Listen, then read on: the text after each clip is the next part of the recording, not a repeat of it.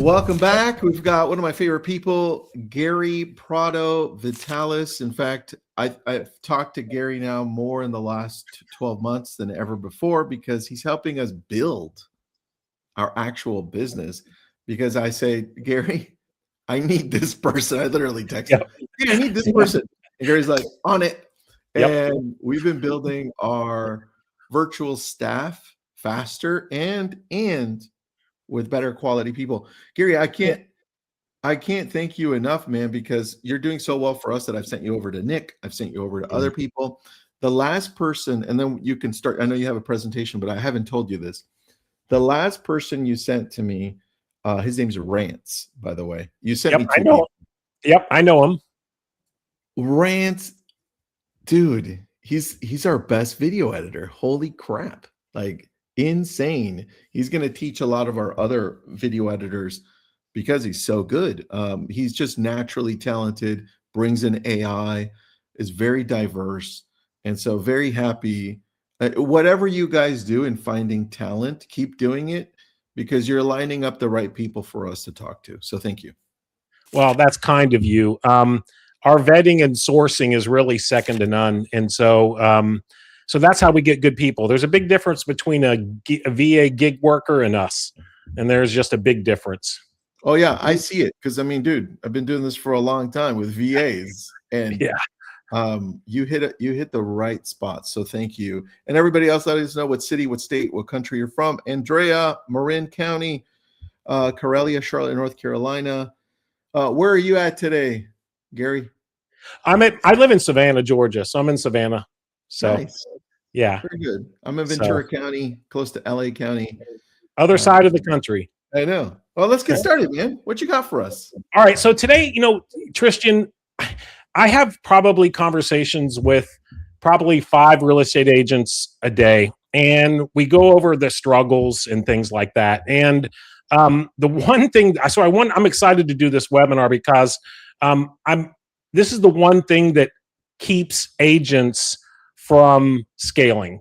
And so the fear and control, that is it. The thing that we see the most is fear and control and in their real estate career and maybe their personal career. So I'm going to go ahead and share my screen real quick. Let me share this. All right, go ahead. And we'll put it up. All right. Can you see it? We got you. Scale without surrender. Yeah. So I'm really excited to see this because, Tristan, not 99% of the people are stuck doing or fall into this trap, but 100% that we talk to. So I'm really excited to help and try to manage, delegation. And so we're just going to talk about, scaling, without surrendering that control. So, we're going to talk about the thing that most agents face, but few want to talk about it. And most agents do struggle. They don't struggle with growth because they're lazy, unmotivated, or not even talented. They struggle because they feel trapped in the middle of everything. And so, And so they want to scale, but they don't want to lose control. They want to support, but they don't fully trust people. They want freedom, but they're afraid if they let go, the business will suffer. So today we're going to talk about the reasons agents stay stuck and, more importantly, how to fix it.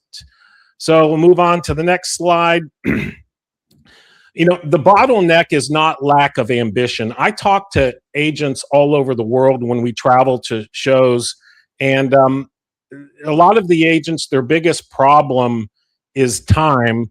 Others think it's lead flow. Others think it's consistency or not enough help. But in most cases, that's just not true. The real bottleneck is over-involvement. And so when a business still depends on you to approve everything, fix everything, answer everything, and touch everything, growth becomes very limited. It becomes difficult to scale because the business can only move at the speed of your direct involvement. So the question is, how do I get more done? Or the question is not just how do I get more done? The question is, why does so much still need to run through me? And so that's a biggie there. So the next slide, control is often emotional protection, not just management style. This is where, you know, most agents, they do not hold on to control because they are simply difficult. They hold on to control because fear is underneath it. Fear of a client having a bad experience, fear of a deal slipping through the cracks, fear of looking disorganized, fear of wasting money on support that doesn't perform, fear of trusting someone and being let down. That's a biggie. So control starts to feel like safety. And when control becomes emotionally safety, letting go does not feel strategic. It feels risky. It feels exposed. It feels like a threat to the business and sometimes even to your identity. That's all true. Right. So let's get into the psychology of all this.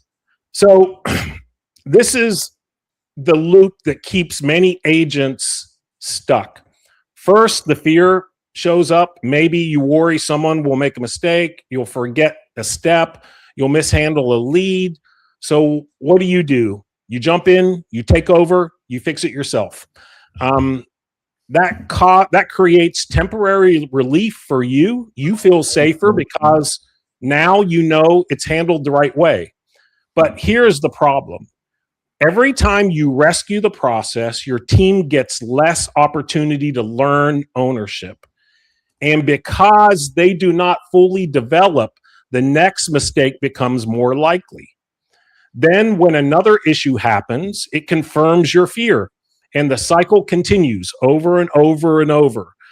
That's why control can feel productive in the moment, but it can still keep the business small. All right. The hidden cost of control.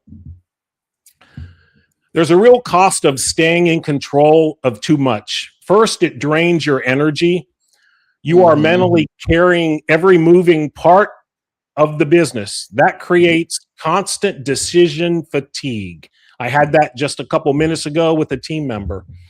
Yeah. Second, it slows down the company. If your team has to wait on you for a simple decision, approvals, or answers, everything becomes bottlenecked. Third, it limits revenue because when you are buried in operations, admin, follow-up, checking everything, you have less time for the highest value activities. Listing appointments, client relations, strategic growth, revenue generating conversation. So while control may feel like protection, it often becomes the very thing that blocks the expansion. Tristan, I talk to every agent. I talk to many agents, and I tell them you need to focus on $1,000 an hour conversations, not $10 an hour tasks. Agreed. And that is, they have a hard time. A lot of agents have a hard time understanding that. You shouldn't be focusing on $10 an hour jobs. You should be focusing on $1,000 an hour conversations. That's it. That's what your job is. All right. So 5 signs it's quietly ruining your company. Talking points. Here are a few signs that fear may be driving the business more than you realize. Okay. Number 1, you still review and approve things that you should no longer require your attention, but you still do it. You still have to get approval. Number 2, your team waits for your permission instead of taking ownership.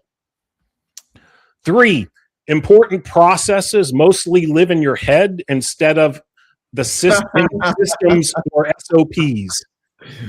Every agent, come on. Yes. Listen, all the amazing processes are here, Gary. You should know them. Come on. Yeah. Well, it's hard for people to get in that area because it's not documented, Tristan. Dude, you know what you guys should do? You guys should, since you guys are great at all this stuff, you should You should create a GPT. One of your awesome VAs should create a GPT so that as soon as somebody's hired for that specific job duty, so admin or video editing or social, you send the GPT and it prompts me and I answer questions. All those questions that get taken back to you guys, and then it organizes them for us. And we're like, oh, we got it there. Love it. Ah, well, that's a good idea. Well, dude, you just gave it to me because I'm like, shit, everything is in my head and it's hard to get it out, and it's my fault. It is our fault. We have those SOPs in our head and we don't communicate what's in our head. And if you don't document it, you can't track it. And if you don't document it, it can't be executed. So number 4, you stay busy all day, but the strategic work keeps getting pushed back. The $1,000 an hour conversations, I'll handle that tomorrow, whatever. And number 5, this is a biggie here because if you're recruiting, every new hire feels like a temporary help instead of real capacity. So you're always training that new agent, and you're always having to rescue them and answer questions and text them and stuff like that. That happens if you're recruiting a lot. Talk to tons of agents that have that issue. If any of those sound familiar, that doesn't mean that you're failing. That means that your business has outgrown the version of leadership that got you there. So I'm going to repeat that. If any of those sound familiar, that does not mean that you're failing. It means your business has outgrown that version of leadership that got you there. All right. So the identity shift. Scaling requires an identity upgrade, not just more help. This is one of the most important slides of this webinar that we're going to go through. A lot of agents think that they just need better delegation and stronger assistance, but scaling is not only operational, it's psychological. In the early stages of growth, your identity may have been built around being a fixer, a closer, a saver, the one who handles everything, and that identity has probably helped you succeed. But if you want to scale, your role has to evolve. You have to move from being the person who holds everything together to being the person who builds a business that holds together without your constant rescue. This means your identity has to shift from operator to architect, from fixer to leader, to doer to builder. That's easier said than done, Gary. Of course it is. But, Tristan, it's about baby steps. If you take one thing and start working on it and applying it, that will help you at least get in the right direction. What I do, my goals, whatever they are, life goals or workout goals or whatever, I have sticky notes to remind me on a daily basis what I need to do, of like delegate more or things like that. So it's always in front of me. But it's all about baby steps and constant reminders. You're not gonna execute this, Tristan, instantly, but it's about heading in the right direction. A good plan now is better than a great plan later. I like that. That's true. All right. So the fix, here's the fix. So how do we fix this mess? The answer is not blind trust. The answer is structured trust. That starts with 4 simple steps. Number 1, document. Get the reoccurring process out of your head and into clear instructions. Okay. So get all that out of your head. Number 2, delegate. Hold off specific tasks with clear expectations, not vague requests. This is hard for me. I struggle with this as well. Second, delegate.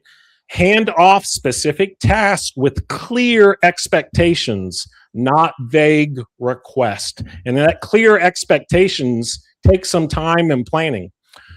Number 3, have a dashboard where you can track the outcomes that matter, so you can stay close to performance without being buried in the task itself.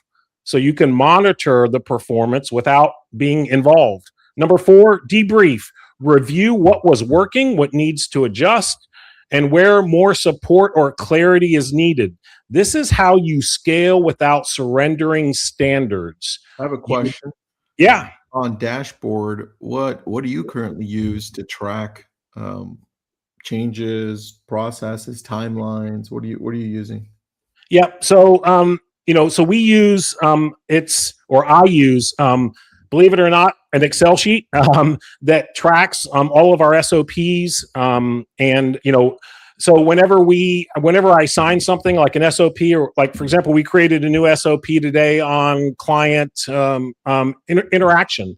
And so what we do is, what I do is I track that through an Excel sheet, and I ask, actually a shared Excel sheet, and I ask my XP or whoever, or Mary Beth, our director of operations, to add notes in there as well. So what we do is a shared Excel file. That way we both have interaction and I can monitor it, but she writes down the SOP and how it's working and things like that. I don't have to answer every time or put notes in there, but at least I know that she's applying it, and that I know that that it's being worked on, and I can monitor it without going in and rescuing her. Got it. And then, so here's a question for you. When we use you to hire, let's say we're going to hire 3 people, okay?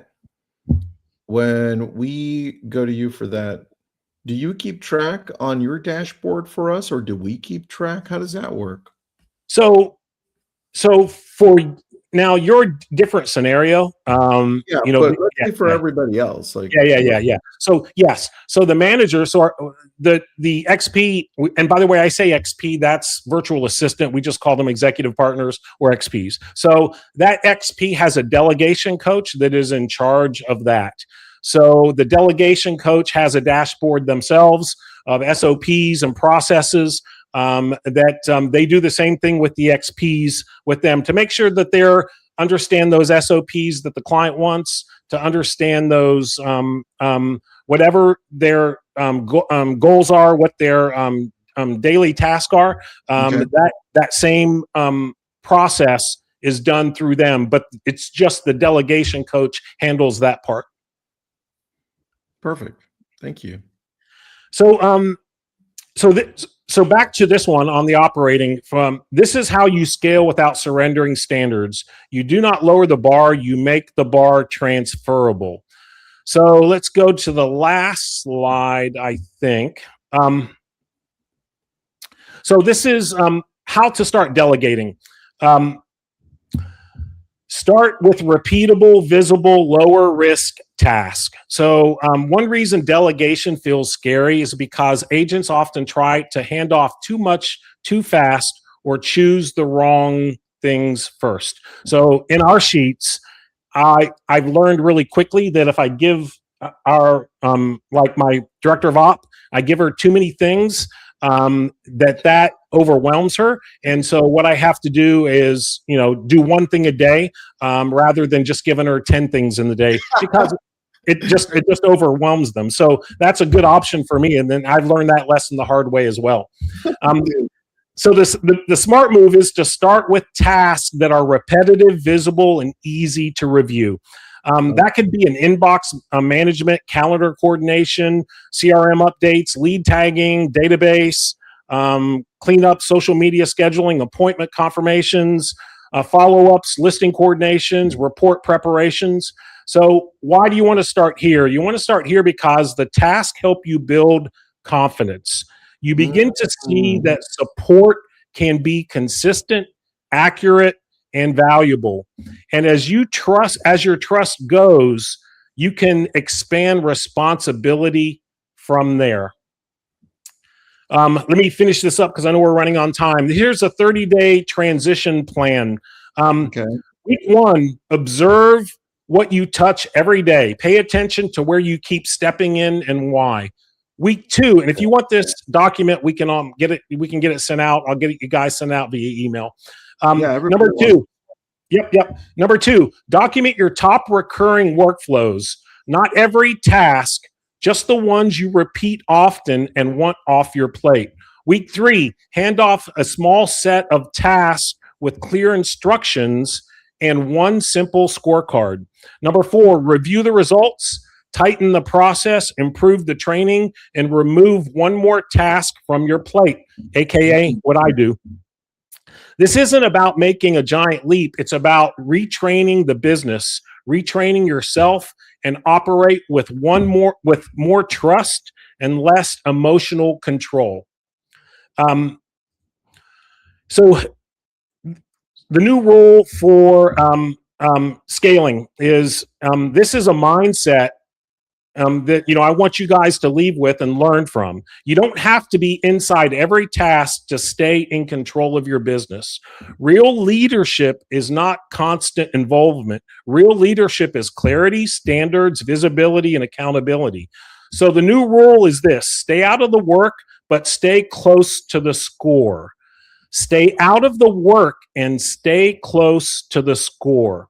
That means you define the standards, you measure the result, you coach the pattern, but you do not keep re-entering the task every time there's discomfort that shows up. Okay? Yeah, because we'll slow it down, man. That's right. Let me stop sharing here, and that's the end of that. There we go. All right. So if any of you have questions or you want to take a look at what Vitalis offers, there it is, Vitalis Outsourcing. Scan the QR code or just reach out to me. I often post about my experiences with virtual staff. What do you call them? XPs. XPs or executive partners. Perfect. Yeah. So reach out to me, reach out to Gary, or go direct. At this point, geez, I don't even know how many I have. But next time we do this, Gary, I'll share with you an outline. Actually, I got a few minutes. Let me just grab it here and see what pops up. Okay, give me a second. And then I'll share this later too. But what I did is I have this org chart for our virtual staff. And I took it to Perplexity Computer, and then I had Perplexity Computer create a website from it. And let me share with you what I added to it, because I think it's important for us to start looking at things like this. Let me share screen, Perplexity Computer. It's still on the Perplexity servers, but here's my virtual staff. And I broke it down to just 31 members. We've got more than that. But for us, the overall breakdown was director of ops. Then I've got creative, communication, concierge marketing, technology, and sales. But each one of these, this is our main one, and then they have help, right? So like marketing's got an ads manager, social media manager. And more importantly, when I go in here and I click on, let's say, marketing director, let me zoom out. I have all of their job duties really quick. And then I have AI agent potential, meaning how much will AI interrupt this specific job duty, right? So not a lot, because they're the director. They're the ones managing and quarterbacking everything, right?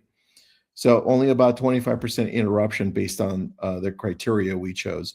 But if you scroll down and we're like a content creator, those are their job duties. And if I click on AI agent potential, it has a lot of possibility of interruption. Now, it means that position needs to change so that the person I hire for this is going to be spending less time editing and producing graphics and more time on strategy.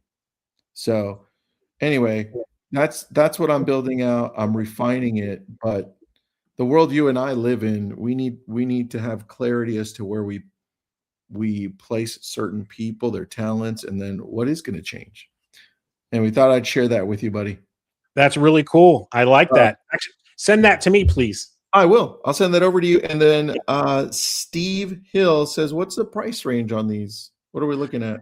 Yeah. So a 20-hour service plan and a 40-hour service plan, part-time, full-time. It's like $9 an hour and $11 an hour. And we train and manage. So we train and manage them, making sure they're hitting KPIs and holding them accountable. We always, our vetting and sourcing, it'd have to go through a 5-step vetting process plus 2 interviews. So we automatically get the gig workers separated from the real people that want a career. So, but we also manage and train them. That's true, man. I'll add that, Steve, I'll give you an example because I'm always going to Gary to hire people. You do. You do. I get texts in the middle of the night. That's what I'm thinking, and that's what I'm thinking. So Gary set up 2 interviews for me for a week ago on, I think it was Friday or Monday. I don't remember. Yep. And there were 2 people that I interviewed. One of them had just graduated college, so Bachelor of Arts, but from a really good college, and they had some really good experience. Obviously, they showed me their work. Impressed. We hired him. Oh, that's who we hired separate. Yep. We hired him 4 lab coat agents. All right. And then the second one you set me up with, because I have back-to-back interviews, he had 8 years experience. I didn't think he fit into lab coats, but he fit into one of our other businesses. And I'm like, Mary Beth told me. She told me. I'm going to hire him too. Yeah, she told me. The vetting process that you got to those 2, because remember, I used to vet people without you. It's hard, man. It is hard. Finding the right person, and you just laid up 2, the only 2 I interviewed, and I loved both of them. So thank you. Yeah. And Nick's I think his interviews are coming up, I think this week. So Nick has, I think we have 3 lined up for him. So, but yeah, there's a big difference between a gig worker VA who disappears and what we do. And so I just want to make sure everybody understands that. There is, you know what one of the biggest differences is? They're using all of these different tools, including AI, to produce better content faster for us. So that means they're going to be able to produce a lot more. And to me, that's everything, man, right there, because they're showing up already to work. You've already made sure, because we're not just hiring gig workers. These are professionals, but they're using the tools we want. We don't have time to invest on how do you use Perplexity versus Claude versus ChatGPT versus Gemini. Like, I don't have the time. I need to hire the people who can do that for me. So thank you. Oh, that's kind of you. Thank you. Thanks, buddy. Appreciate it. And everybody, please check out Vitalis Outsourcing. Gary, thank you for doing this. Reach out to me or to Gary with questions. Have an awesome day, everybody. Thank you.